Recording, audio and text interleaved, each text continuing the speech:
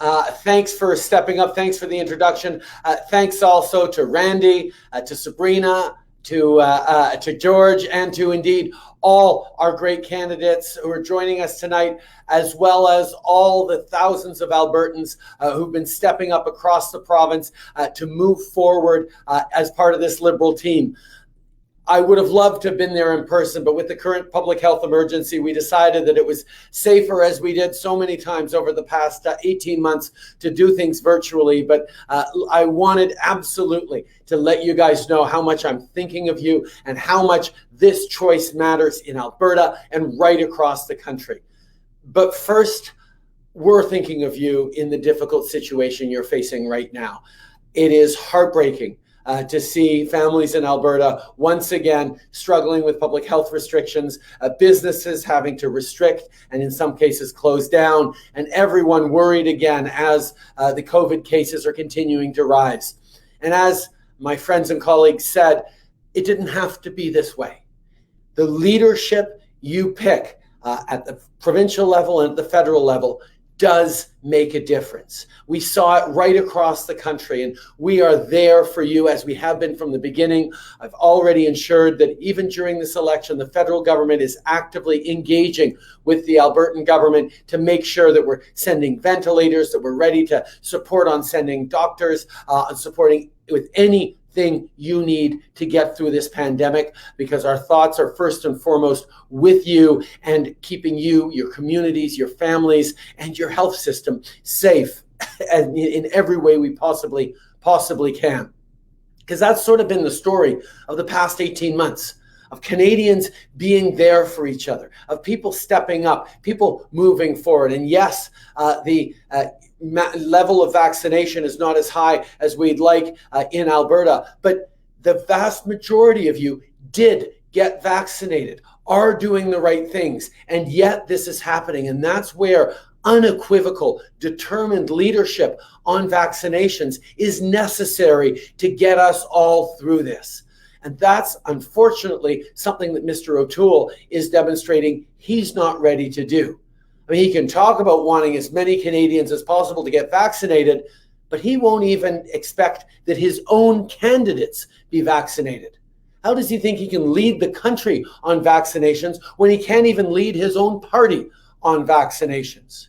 We need to step up as we have as a country in leading the world on double vaccinations, but we have to go even further. And that means bringing in further measures to make sure people get vaccinated. You won't be able to get on a plane or a train in the coming months if you're not fully vaccinated. And that's about making sure that if you choose to travel or go on vacation or cross the country to see your friends or family, you don't put your kids at risk.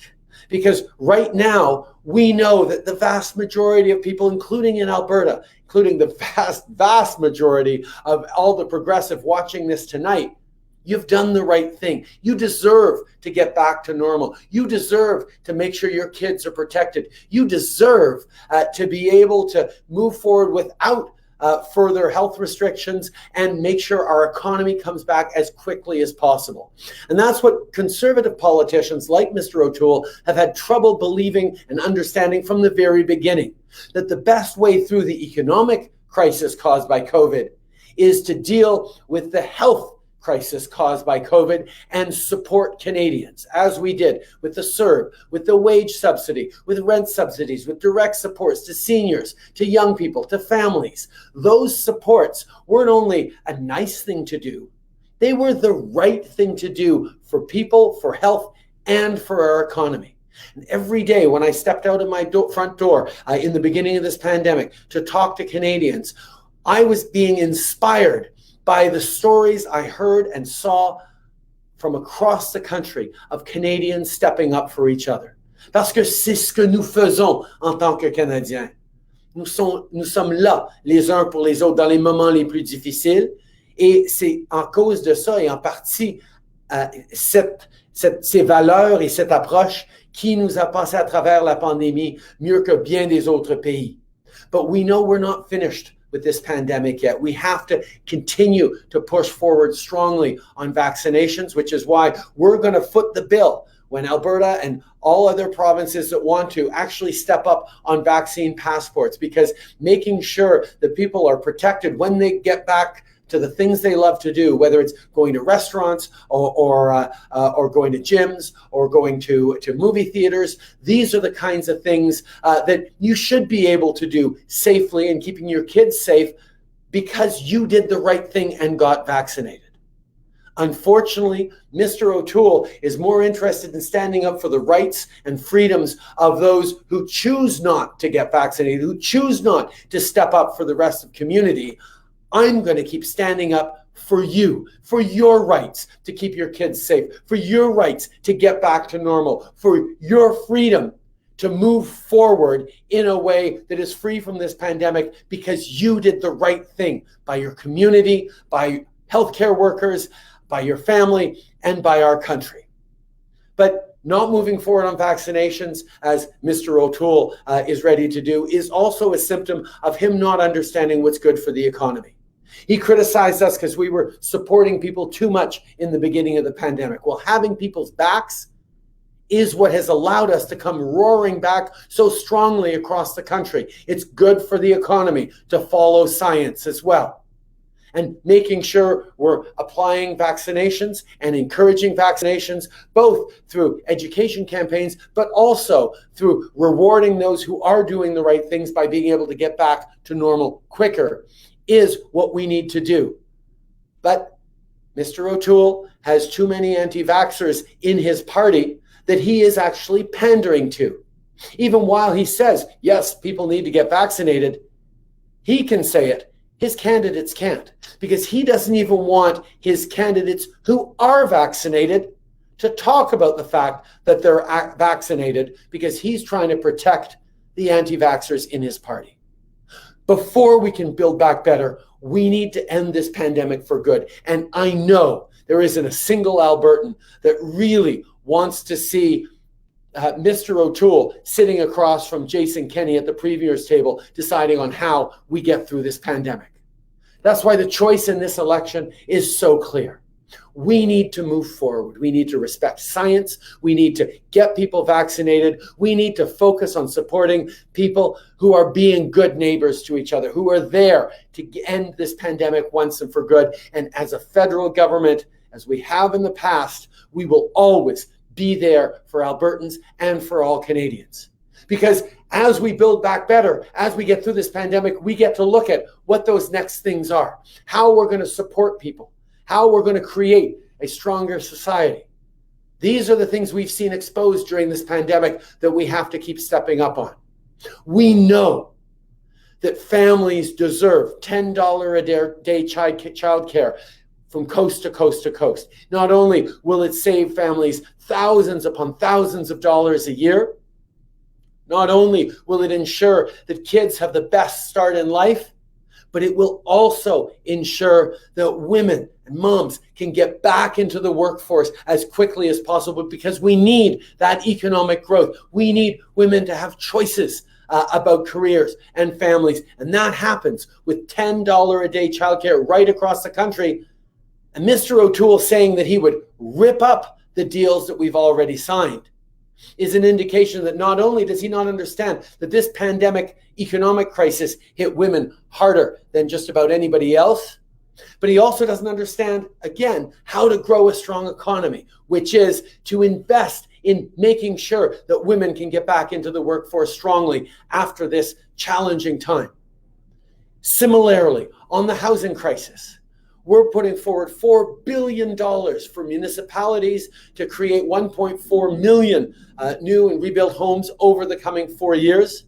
We're going to help families, particularly young families, save tens of thousands of dollars faster so they can put down a down payment. We're going to stand up for the rights of home buyers through a home buyers bill of rights that cracks down on blind bidding and other predatory practices, that cuts out foreign investors that are just taking homes as investment properties not to live in, and other measures like anti-flipping taxes.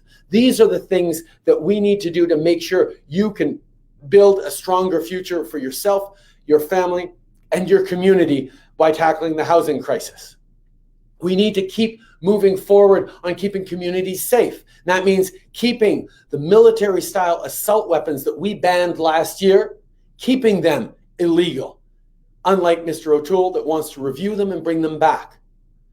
We need to stand up unequivocally for a woman's right to choose, unlike some provincial premiers that are dialing back access to reproductive services. And Mr. O'Toole has said, well, that's just fine with him because provinces can do that. Well, no, they can't. And we've already clawed back investments from provinces that haven't been offering reproductive services for women in our country. But the big one that we all know is you can't have a plan for the economy if you don't have a plan to fight climate change. And everyone across this country knows this now, particularly in Alberta, where we've seen global investors asking about better fighting on climate change, better presence on climate change. Well, we are there to make the investments necessary to do that and fight climate change with the strongest, realest, most credible plan Canada has ever seen. And you don't have to take our word for it. You can hear from all the top climate scientists and economists, respected Albertans like Andrew Leach and others who've said the Liberal Party platform is the strongest one on both fighting climate change and ensuring the good jobs and careers of the future for people right across the country. That's what we're going to do. Unfortunately, Mr. O'Toole is planning to bring us back to the Harper approach on fighting climate change, which not only didn't do enough to fight climate change, but also didn't do enough to increase competitiveness, didn't give us access to technologies and new markets around the world, and showed us to be a laggard when the world needs leadership from Canada.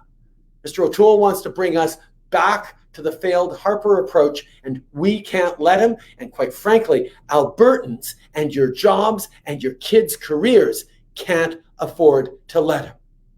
That's why we're in a moment right now where we know progressives across the country are thinking the same thing, are thinking, wow, the only way to stop a conservative government that's going to take us backwards is to vote Liberal.